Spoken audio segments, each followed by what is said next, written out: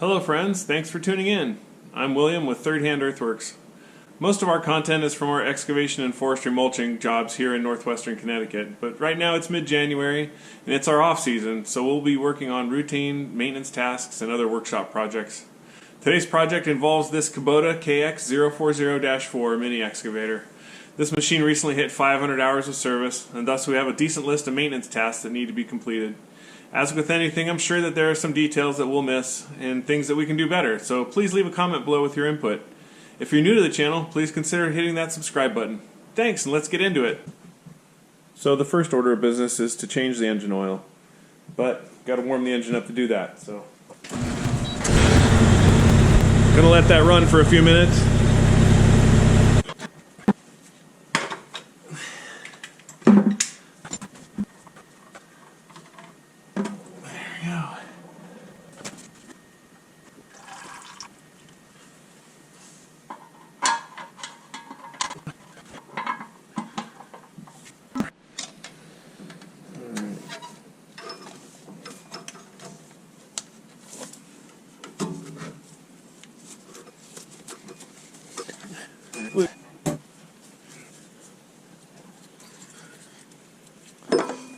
Sounds like we're catching all that extra oil in the bucket down there.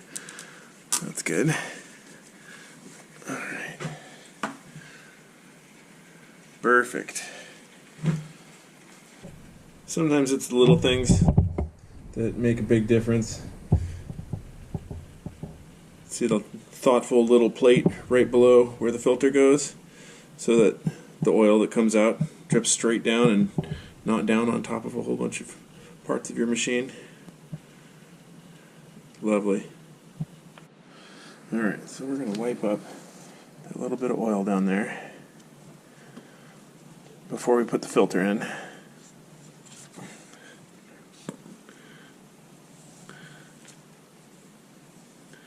little bit of fresh oil on the new ring.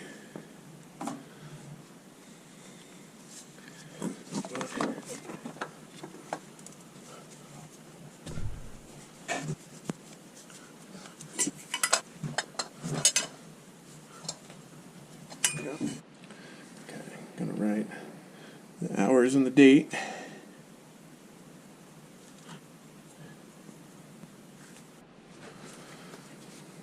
Alright, time to refill the engine oil.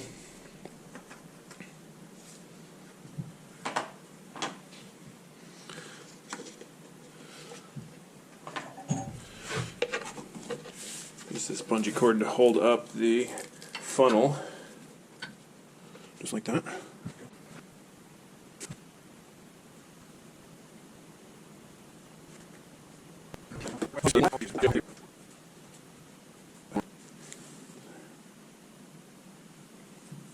Alright, let's check the dipstick. Right where we wanted it to be.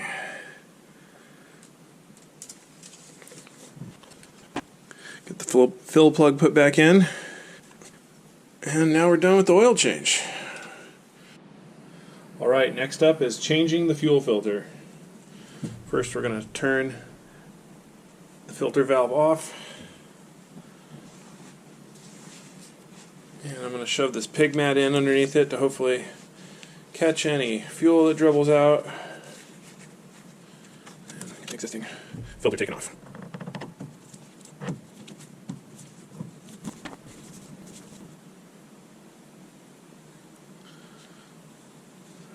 Alright.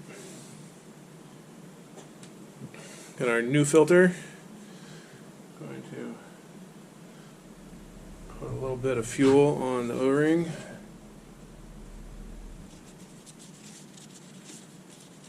And spin it on.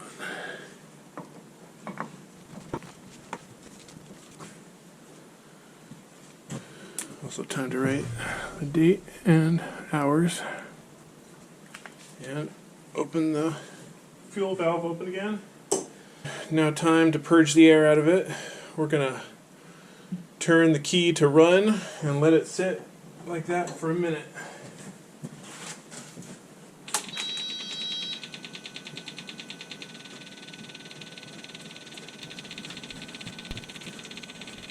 Alright, that should be good. We're going to try and turn it over now.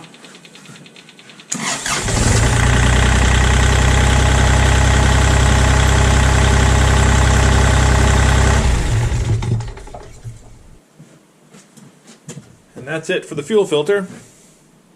Alright, the next item on the list is replacing the fuel water separator filter. It's inside of this unit here, and from what I've read, this is a lot easier to do if you take the whole unit off. First thing we need to do is shut off this fuel valve, and then the fuel that's left in here needs to be drained out.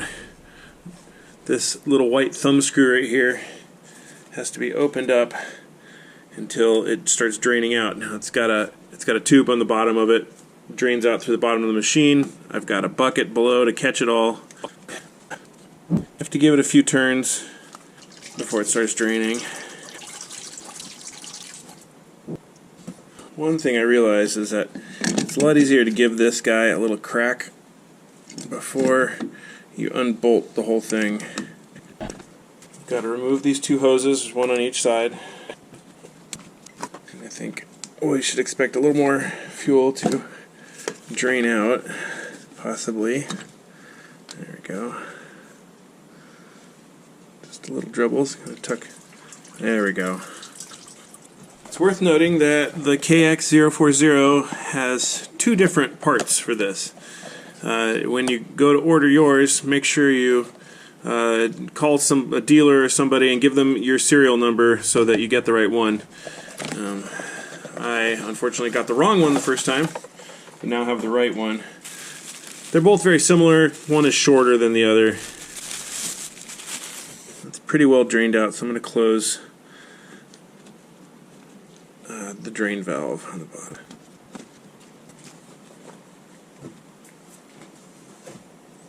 Okay, it's just this one bolt on top here. So on the bottom of this bowl there is a sensor attached here, and it's kind of a pain to get off, so I prefer taking this whole unit off. Just try to set this bowl somewhere it won't fall over. Here is our old filter, and boy does that look like it needs to be changed. Yeah, not that you really need a comparison, but I mean, look at that. Filter does have a go in one direction.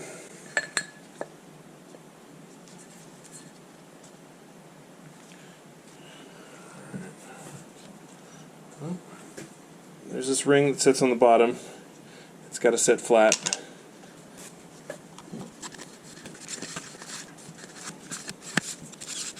Here.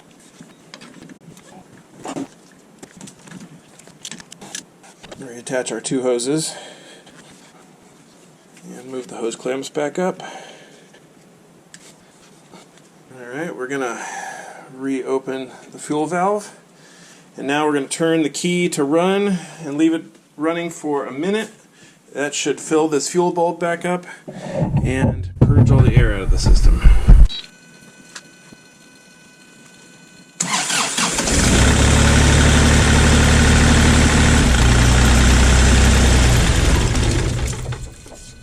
Alright, with that, fuel water separator filter replacement is complete. Alright, next on the list is replacing the hydraulic breather filter, which is inside this guy, and also the hydraulic return filter, which is down inside the hydraulic tank. So this whole piece right here has got to come off, and the return filter will come out with it.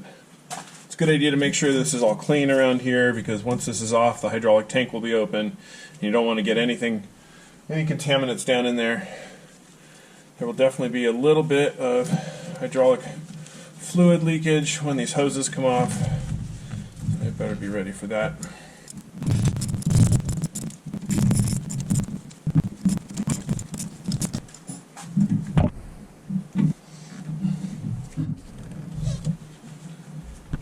A little bit of hydraulic fluid leaking from right there.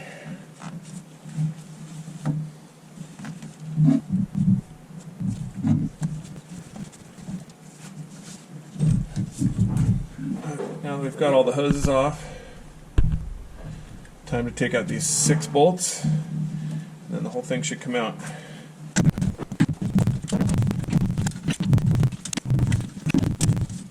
Okay, now this whole piece is loose, and we're going to pull it out.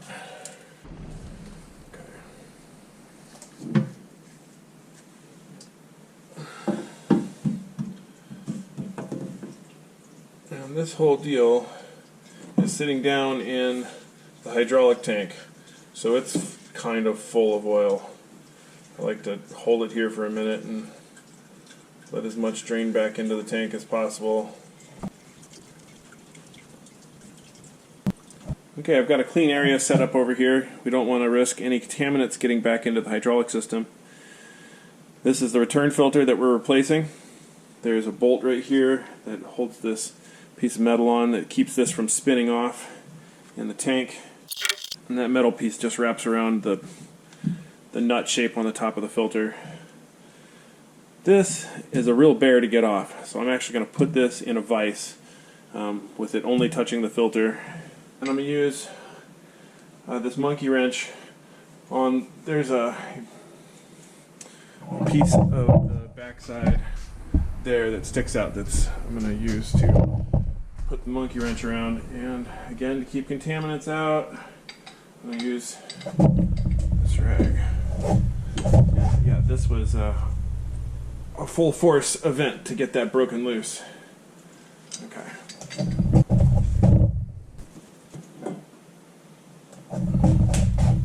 Okay, now that the old filter is off, we're going to replace it with a new filter.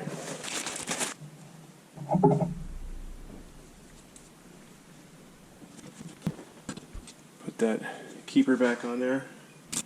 Alright, and now it's ready to go back in the hydraulic tank.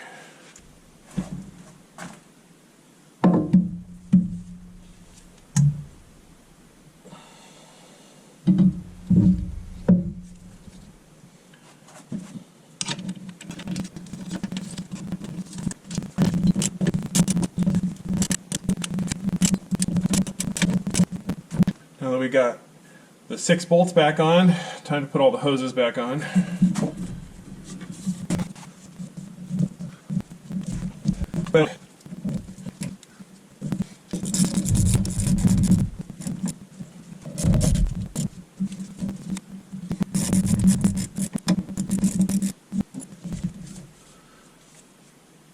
Okay, next up is the hydraulic breather filter. It's inside this guy right here. Not too dirty, but really the only thing that's passing through here is through this hose. So this was the only dirty spot right there in front of the hose.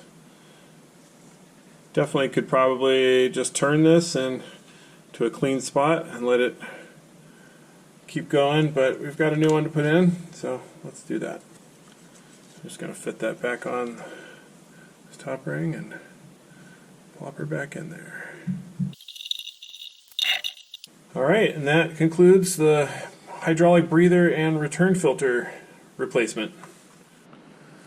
Alright, up next is an easy one, replacing the inner and outer air filter. In the 500 hours I've run this machine, I've blown this out numerous times, the outer one. We're also supposed to clean out this little thing that collects some amount of debris.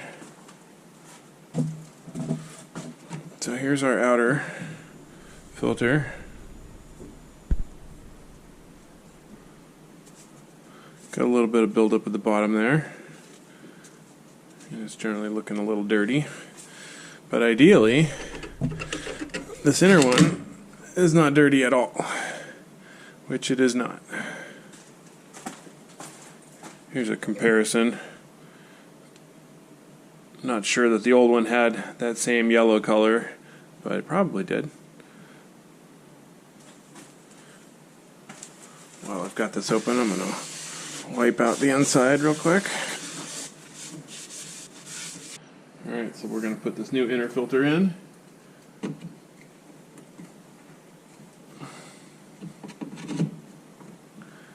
And the new outer filter. Alright, get this back on. Clipped in. Easy peasy. Alright, next up is another simple one.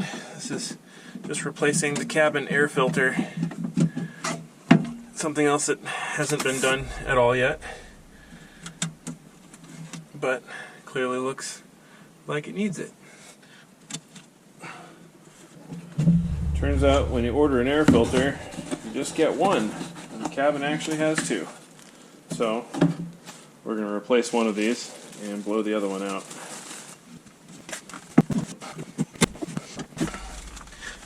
And that's that.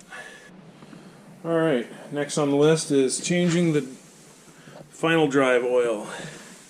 That's these bad boys back here.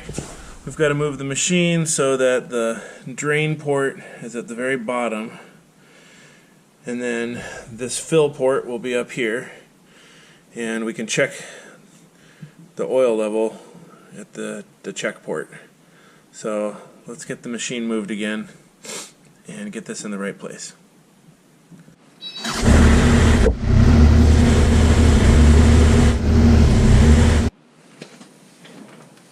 Alright, so first going to take out this fill plug on the top so that the drain plug has some air to let that oil out. Man, for whatever reason this stuff stinks. Not as bad as some final drives I've changed, but it always seems to be kind of stinky.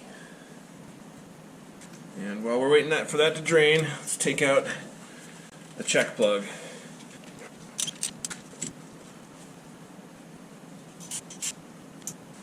So the idea here is, this is the drain port, obviously, and this is the check port, and this is the fill port.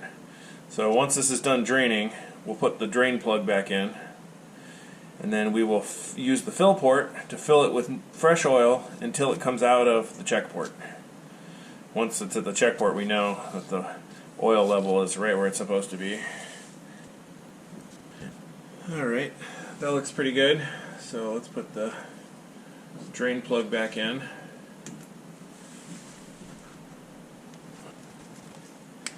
Now you may notice the large amount of mud that is all over these tracks, and I had definitely intended to give this machine a good bath before attempting any of this service, but the last job it was on, when I got home, it was already snowing, and we basically got hit with a bit of real winter.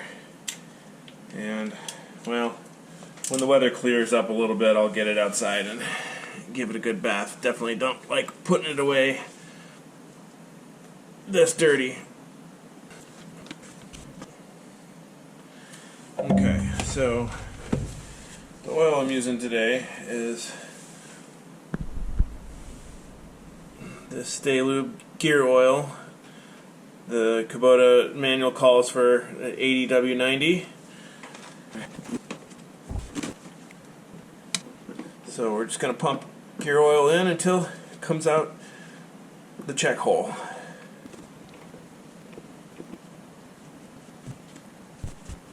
And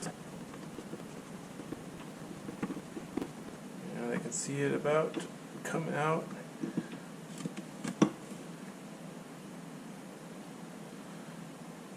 And there we are. We are full.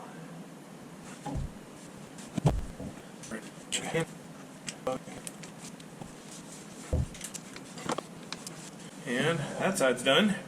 Now time to move on to the other side.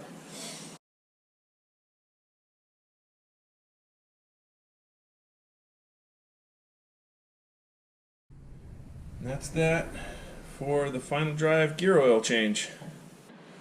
Alright, another item on the list is checking belt tensions. This is a cab model, so we've got an air conditioner, which means we've got an air conditioner belt, and then the normal alternator belt, alternator slash fan belt. Both of them are right in here next to each other, going back into the machine. First thing we're going to do is take off this belt cover and give us a little better access to checking it.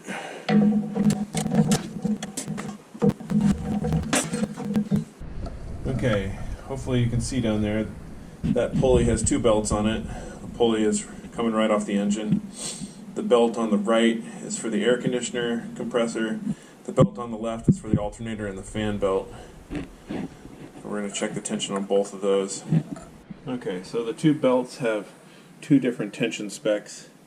The air conditioner belt says it should flex somewhere around 1/2 inch, and the fan belt should flex about 1/4 inch, somewhere in there.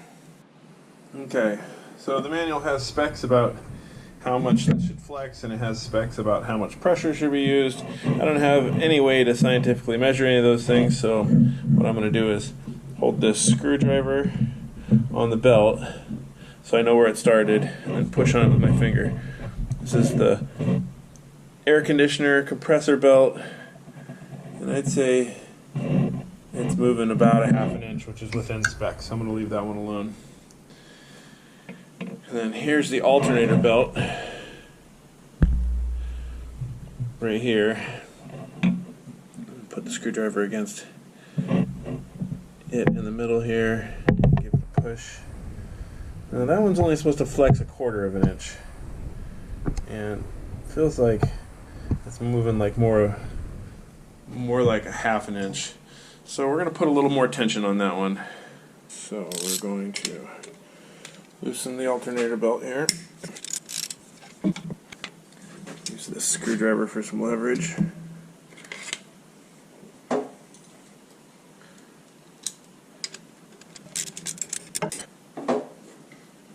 Give it the same test we gave it before.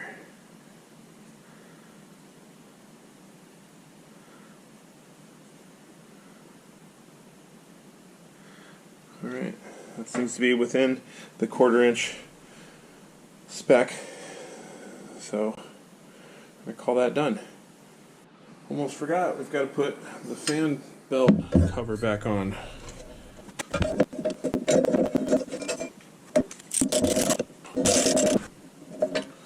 Alright, now we're really done. If you made it this far through the video, we thank you for watching.